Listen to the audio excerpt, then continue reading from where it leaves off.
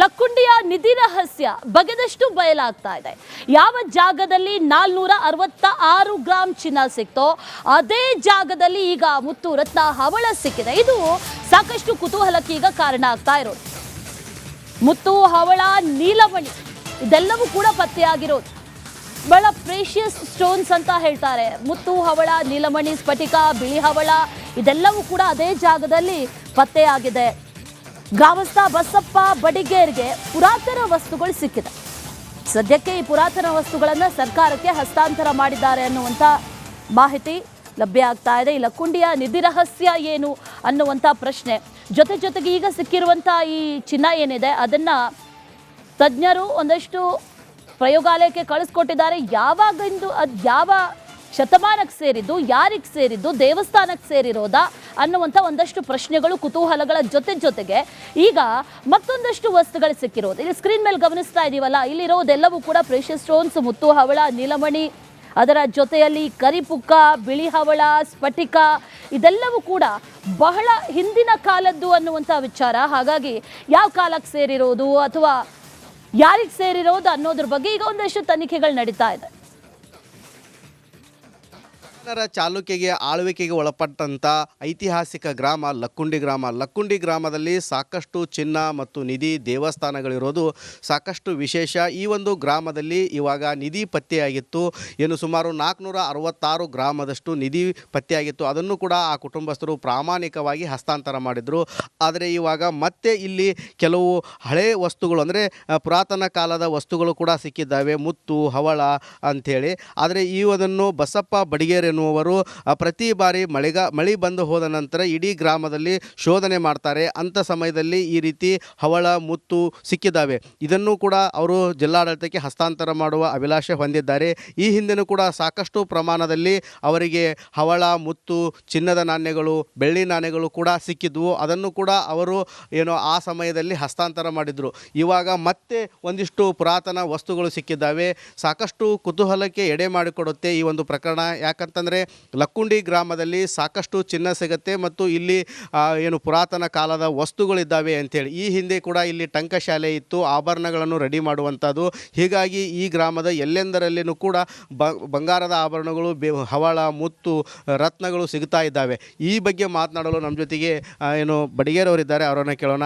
ಯಜಮಾನ್ರೆ, ಇವಾಗ ಮತ್ತೆ ಏನೇನು ಸಿಕ್ಕಿದಾವೆ ನಿಮಗೆ? ಹವಳ, ಬಿಳಿ ಹವಳ, ಹಸಿರು ಹವಳ, ಏನ್ರಿ ಅಲ್ಲಿಂದ ಕೆಂಪು ಹವಳ, ಆಮ್ಯಾಗ ಒಂದು ಇದ್ರಾಗ ಒಳ್ಳೆ ಜಾತಿ ಹವಳ, ಈ ಬಿಳಿ ಹವಳ ಏನ್ರಿ, ಸ್ಫಟಿಕ, ಅಲ್ಲಿಂದ ಸ್ಫಟಿಕದ ಮಣಿನ ಭಾಳ ಅದಾವು, ನೀಲಮಣಿ, ಅಲ್ಲಿಂದ ಇದು ಒಂದು ಹವಳ ಏನ್ರಿ ಸಿಕ್ಕಾವು. ಏನು ಸಿಗ್ತಾವಂದ್ರೆ ನಾನು ಏನೇ ತೊಗೊಂಬಂದ್ರು ಜತಾಸಿ ಇಟ್ಟಿರ್ತೀನಿ, ಕಳೆಯಂಗಿಲ್ಲ, ಎಲ್ಲಿ ಒಗೆಯಂಗಿಲ್ಲ. ಮತ್ತೀಗ ನಾನು ಎಸ್ ಕೆ ಪಾಟೀಲ್ಗೆ ಧನ್ಯವಾದ ಹೇಳಕ್ಕೆ ನಾನು ಇಷ್ಟಪಡ್ತೀನಿ. ನನ್ನ ಮಗ ಕೆಲಸ ಕೊಡ್ತೇವೆ ಅಂದರೆ ಹಿಂದೆ ಏನೇನು ಕೊಟ್ಟಿದ್ರಿ? ಹಿಂದೆ ನಾಣ್ಯ, ಅಷ್ಟು ಸುತ್ತಿನ ಬಿಲ್ಲಿ, ಆನೆ ದುಡ್ಡು, ಆಮ್ಯಾಗ ಹವಳ, ಬಂಗಾರ ನಾಣ್ಯ ಅಷ್ಟು ಭಾಳ ಕೊಟ್ಟೇನಿ ರೀ. ಅವಾಗ ಭರವಸೆ ಕೊಟ್ಟಿದ್ರು ಎಚ್ ಕೆ ಪಾಟೀಲ್? ಹೌದು ಕೊಟ್ಟಿದ್ರು. ನಾನು ಅಷ್ಟು ಫೋಟೋ ಮಾಡಿ ಒಂದು ಫ್ರೇಮ್ ಮಾಡಿ ಅವ್ರಿಗೆ ಹಸ್ತಾಂತರ ಮಾಡೀನಿ ರೀ. ಒಟ್ಟಾರೆ ಹೇಳ್ಬೇಕಂತಂದರೆ ನಾವು ಇಲ್ಲಿ ನೋಡ್ತಾ ಇರ್ಬೋದು, ಈ ರೀತಿ ವಸ್ತುಗಳು ಕೂಡ ಇವಾಗ ಆ ಪ್ರಾಚೀನವಾದಂಥ ವಸ್ತುಗಳು ಸಿಕ್ಕಿದ್ದಾವೆ. ಇವನ್ನು ಕೂಡ ನಾನು ಜಿಲ್ಲಾಡಳಿತಕ್ಕೆ ಹಸ್ತಾಂತರ ಮಾಡ್ತೀನಿ ಅಂಥೇಳಿ ಬಡಿಗೇರ್ ಅವರು ಹೇಳ್ತಾ ಇದ್ದಾರೆ. ಈ ಹಿಂದೆನೂ ಕೂಡ ಇವರೇ ಸಾಕಷ್ಟು ಪ್ರಮಾಣದ ಚಿನ್ನದ ನಾಣ್ಯಗಳು, ಬೆಳ್ಳಿ ನಾಣ್ಯಗಳು ಸೇರಿದಂತೆ ವಿವಿಧ ನಾಣ್ಯಗಳನ್ನು ಕೂಡ ಜಿಲ್ಲಾಡಳಿತಕ್ಕೆ ಹಸ್ತಾಂತರ ಮಾಡಿದ್ರು. ಇವಾಗ ಮತ್ತೆ ಒಂದಿಷ್ಟು ಇಲ್ಲಿ ಪ್ರಾಚೀನ ಕಾಲದ ವಸ್ತುಗಳು ಸಿಕ್ಕಿದ್ದಾವೆ. ಇವುಗಳನ್ನು ಕೂಡ ನಾನು ಸರ್ಕಾರಕ್ಕೆ ನೀಡ್ತಾನೆ ಅಂತ ಹೇಳ್ತಾ ಇದ್ದಾರೆ. ಇವರು ಪ್ರತಿನಿತ್ಯನೂ ಕೂಡ ಇದೇ ಒಂದು ಕಾಯಕ ಮಾಡ್ತಾರೆ. ಯಾವುದ್ಯಾವುದು ವಸ್ತುಗಳು ಸಿಕ್ಕರೆ ಅವರು ಸಂಗ್ರಹಿಸಿ ಅದನ್ನು ಸರ್ಕಾರಕ್ಕೆ ಕೊಡುವಂಥ ಕೆಲಸ ಮಾಡ್ತಾರೆ. ಇವಾಗ ನಿಧಿ ಸಿಕ್ಕಿತ್ತು. ನಿಧಿ ಸಿಕ್ಕಿದ ನಂತರ ಮತ್ತೆ ಹಳೆಯ ವಸ್ತುಗಳು ಕೂಡ ಇಲ್ಲಿ ಸಿಕ್ಕಿದ್ದು ಸಾಕಷ್ಟು ಸಂಚಲನಕ್ಕೆ ಕಾರಣವಾಗಿದೆ ಅಂತಲೇ ಹೇಳ್ಬೋದು. ಕ್ಯಾಮ್ರಾಮ್ಯಾನ್ ಮಂಜುನಾಥ್ ಜೊತೆ ಮಂಜು ಪತ್ತಾರ್, ರಿಪಬ್ಲಿಕ್ ಕನ್ನಡ, ಗದಗ್.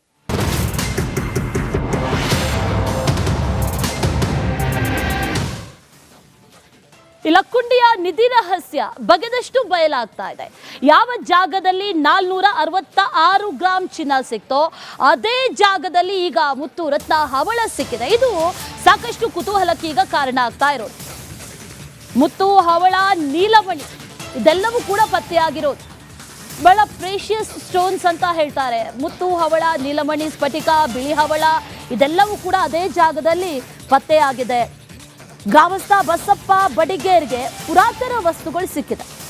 ಸದ್ಯಕ್ಕೆ ಈ ಪುರಾತನ ವಸ್ತುಗಳನ್ನು ಸರ್ಕಾರಕ್ಕೆ ಹಸ್ತಾಂತರ ಮಾಡಿದ್ದಾರೆ ಅನ್ನುವಂಥ ಮಾಹಿತಿ ಲಭ್ಯ ಆಗ್ತಾ ಇದೆ. ಈ ಲಕ್ಕುಂಡಿಯ ನಿಧಿ ರಹಸ್ಯ ಏನು ಅನ್ನುವಂಥ ಪ್ರಶ್ನೆ ಜೊತೆಗೆ ಈಗ ಸಿಕ್ಕಿರುವಂಥ ಈ ಚಿನ್ನ ಏನಿದೆ ಅದನ್ನು ತಜ್ಞರು ಒಂದಷ್ಟು ಪ್ರಯೋಗಾಲಯಕ್ಕೆ ಕಳಿಸ್ಕೊಟ್ಟಿದ್ದಾರೆ. ಯಾವಾಗಿಂದು ಅದು ಯಾವ ಶತಮಾನಕ್ಕೆ ಸೇರಿದ್ದು, ಯಾರಿಗೆ ಸೇರಿದ್ದು, ದೇವಸ್ಥಾನಕ್ಕೆ ಸೇರಿರೋದಾ ಅನ್ನುವಂಥ ಒಂದಷ್ಟು ಪ್ರಶ್ನೆಗಳು ಕುತೂಹಲಗಳ ಜೊತೆಗೆ ಈಗ ಮತ್ತೊಂದಷ್ಟು ವಸ್ತುಗಳು ಸಿಕ್ಕಿರೋದು. ಇಲ್ಲಿ ಸ್ಕ್ರೀನ್ ಮೇಲೆ ಗಮನಿಸ್ತಾ ಇದೀವಲ್ಲ, ಇಲ್ಲಿರೋದೆಲ್ಲವೂ ಕೂಡ ಪ್ರೆಷಸ್ ಸ್ಟೋನ್ಸ್, ಮುತ್ತು ಹವಳ, ನೀಲಮಣಿ, ಅದರ ಜೊತೆಯಲ್ಲಿ ಕರಿಪುಕ್ಕ, ಬಿಳಿ ಹವಳ, ಸ್ಫಟಿಕ ಇದೆಲ್ಲವೂ ಕೂಡ ಬಹಳ ಹಿಂದಿನ ಕಾಲದ್ದು ಅನ್ನುವಂಥ ವಿಚಾರ. ಹಾಗಾಗಿ ಯಾವ ಕಾಲಕ್ಕೆ ಸೇರಿರೋದು ಅಥವಾ ಯಾರಿಗೆ ಸೇರಿರೋದು ಅನ್ನೋದ್ರ ಬಗ್ಗೆ ಈಗ ಒಂದಷ್ಟು ತನಿಖೆಗಳು ನಡೀತಾ ಇದೆ.